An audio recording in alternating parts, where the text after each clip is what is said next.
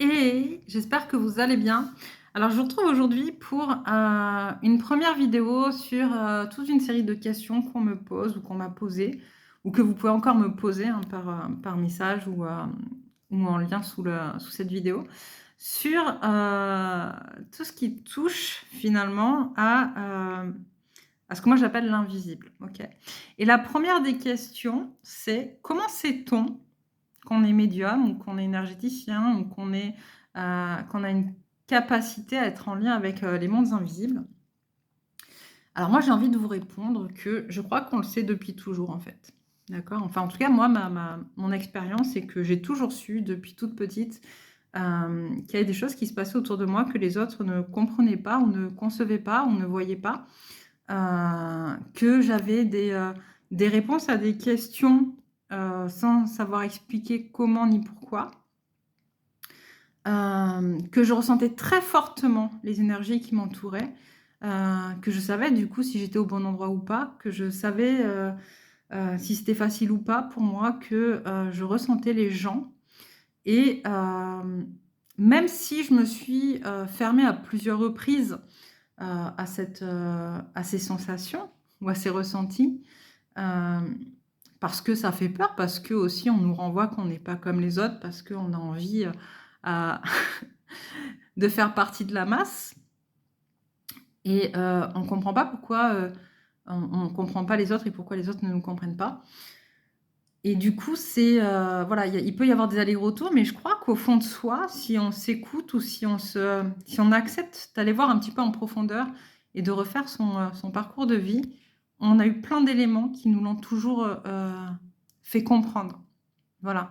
Je pense pas que ce soit quelque chose qui, tu te réveilles un matin et tu dis: «Ah tiens, je suis médium ou je suis énergéticienne ou je suis magnétiseuse ou je suis, je sais pas, tout ce qu'on veut. Enfin voilà, on le sait au fond de soi et on l'a toujours su et je pense que c'est vraiment important, de se faire confiance aussi à ce niveau-là parce que, moi je rencontre beaucoup de personnes et moi la première. Alors moins aujourd'hui parce que ça fait longtemps que je le travaille, mais pendant très longtemps, j'ai cru que j'étais folle et je pense qu'il y a plein de gens qui se disent, «Mais en fait, moi, je suis fou ou je suis folle» et qui osent pas en parler parce que, parce qu'on a peur du regard de l'autre aussi. C'est vraiment ça, de se dire: «Non, mais il va dire que je suis complètement cintrée, en vrai» et ce qui m'a aidée, parce que c'est ça aussi, ce qui m'a aidée, c'est aussi une des questions, mais qu'est-ce qui t'aide à savoir que tu es dans le juste ou pas, à savoir que tu es pas folle, justement, quand tu as des ressentis?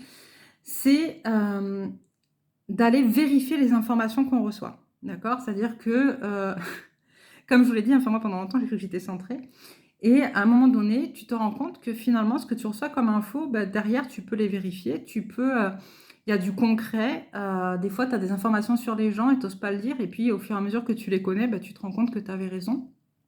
Donc les informations que tu as reçues à ce moment-là étaient justes, heu et c'est ça je crois que la différence entre la «folie» entre guillemets, hein, parce que je pense que là aussi il y a tout un tas de questions à se poser, mais entre la folie et le fait d'être en connexion avec les mondes invisibles, c'est que tout ce qu'on reçoit, on peut le vérifier à un moment donné. Alors pas forcément tout de suite, des fois ça prend du temps, des fois ça prend des années pardon et c'est frustrant. Mais il y a vraiment à un moment donné, tu peux te rendre compte que ce que tu as reçu ou ce que tu, as ressenti, c'est juste. D'accord? Heu, c'est là aussi où je pense que c'est important, c'est de savoir garder une certaine forme d'intégrité par rapport à ce qu'on reçoit. Heu, je veux pas dire que, il y a des gens qui reçoivent des fausses informations, mais je pense qu'en fait, dans les mondes invisibles comme ici, heu, je referai un sujet, une vidéo sur les mondes invisibles et ce que c'est et enfin, en tout cas, ce que moi j'en reçois, ce que j'en perçois. Mais, comme sur notre plan, d'accord, il y a une partie de la population, des mondes invisibles qui est pas forcément hem, je vais dire de très bonne qualité. C'est pas très cool ce que je vais dire. Mais en tout cas, voilà, qui a pas de très bonnes intentions, même sans forcément qu'elles soient mauvaises, mais qui peuvent s'amuser à jouer avec nous et cetera et on peut recevoir des informations qui sont tronquées ou qui sont pas tout à fait vraies ou qui sont, ou qui sont complètement fausses d'ailleurs, voilà et je pense que c'est important aussi de se dire: «Est-ce que l'information que je reçois, moi, je la ressens comme étant juste ou pas à l'intérieur de moi? Est-ce que ça résonne ou pas?» Moi, des fois, il m'arrive de discuter avec des gens, de recevoir des informations et de me dire: «Ça, je le dis pas parce qu'en fait, il y a quelque chose qui me parle pas dans l'énergie», tu vois? Et des fois, ça se vérifie, et puis des fois pas, et c'est pas grave, tu vois. Mais c'est ça aussi, c'est avoir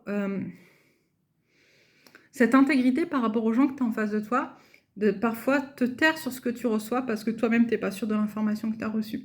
Et se poser des questions, pardon, excusez-moi, sur d'où te viennent ces informations-là. Est-ce que l'énergie me parle? Est-ce que quand je ressens cette information, il y a quelque chose de bienveillant derrière ou pas? Est-ce que quand je reçois cette information, l'énergie, elle coule ou pas? Tu vois? C'est vraiment ça aussi, c'est se faire confiance sur ces ressentis-là. Donc voilà, donc pour en revenir à la première question qui était comment sait-on qu'on est médium ou machin, voilà, en lien avec les mondes invisibles, fais-toi confiance, d'accord? Parce qu'au fond de toi, tu le sais et tu l'as toujours su. Voilà. Là, je vous dis à très très vite pour une autre vidéo sur les questions-réponses et n'hésitez pas à m'en mettre d'autres en commentaire. À bientôt!